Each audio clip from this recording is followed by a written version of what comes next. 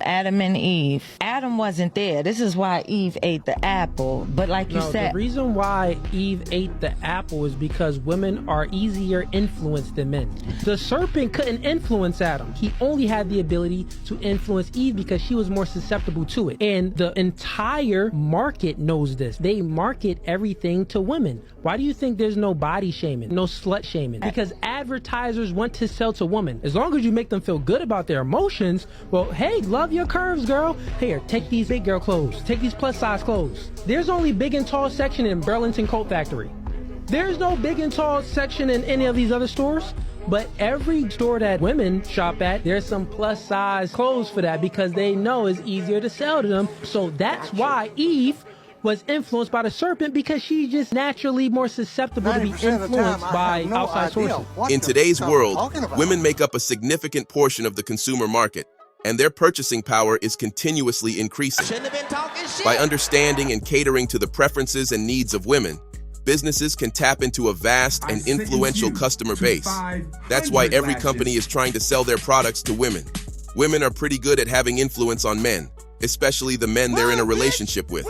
So, companies have figured that by just adjusting the shapes and looks of their products to target the women, they can sell anything to them, and the men will have to pay just to make them happy. Pretty women are more likely to die alone and single.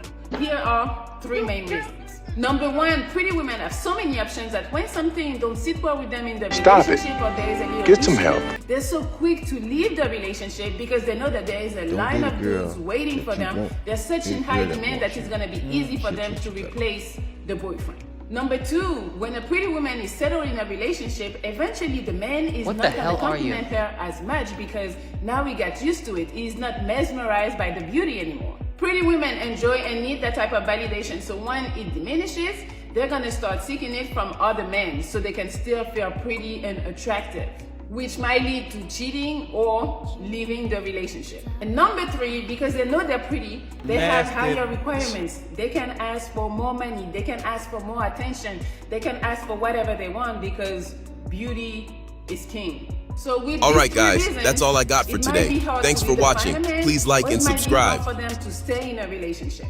But once they get to the age of their beauty declining is when they're gonna try to fight and work for the relationship. But it might be too late because now there are better looking women on the market, younger women, and therefore more fertile women. Don't waste your years, ladies. Physical beauty is not forever. Lock him in while you're at your prime.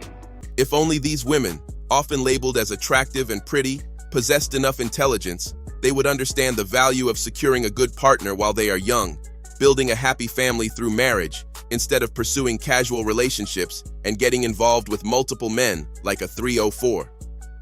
Many women considered pretty in modern society seem to believe they are superior to men. If they do contemplate dating or entering a relationship, financial status becomes a significant criterion, as they are perceived as high maintenance.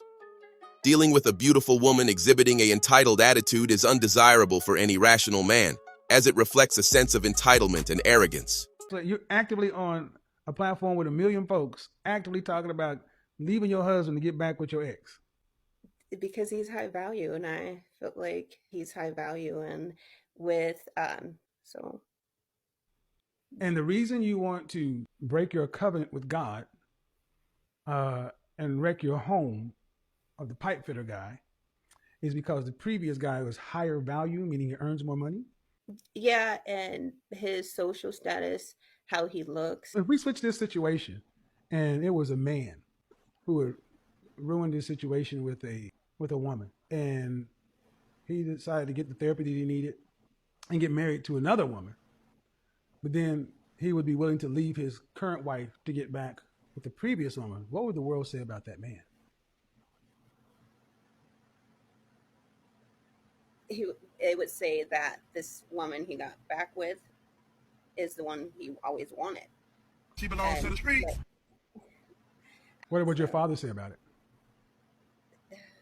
My father, he was against me marrying him. No. What did your father say about you talking about leaving your husband to go back to your ex-boyfriend? Well, he said that my husband gave me a home and that, a young man won't do that, and I should appreciate that because he gave me a home. He bought me a home. Well, I'm going to go ahead and be honest with you, ma'am.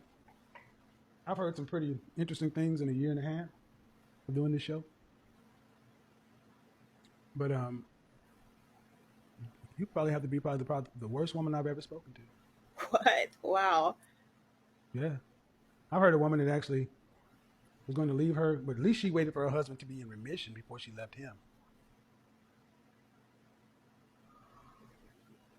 I was hoping you were trolling, but the more you talk, the more realistic you are. So I honestly hope whoever knows this woman's husband, make sure he watches this video. Hats off to Kevin Samuels, the Godfather himself. Honestly, watching this was difficult because it's so messed up and incredibly distressing. She openly admits to being a gold digger, solely motivated by money. Her demeanor suggests narcissism and extreme selfishness. It's disheartening to witness her disrespecting her husband on a widely viewed show.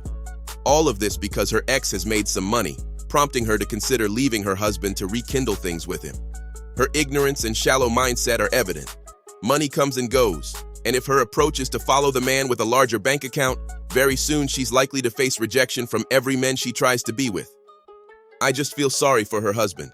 It's truly painful to see someone you believed was your life partner publicly treat you as if you're worthless. I am not a strong, independent Black woman, and with all due respect, I would never ever go back to that energy because I used to think that was okay. That is extremely masculine, and I had to think back who taught me that. My mother, who never ever experienced what it was like to be soft and feminine. She never had a community of people to help her, and she never had a man to take care of her, and it feels good to be in that energy. So why would I ever go back to a strong, independent Black woman when I can have it all? It's okay to ask for help, Black woman.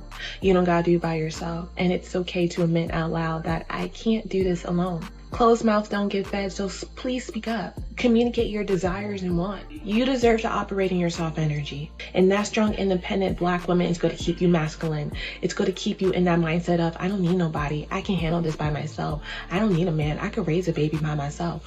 I don't need a marriage. No, I'm here to say no. I'm here to say it's time to change the narrative. To all the sisters that don't get it, I pray one day that you do. All right, guys, that's all I got for today. Thanks for watching. Please like and subscribe.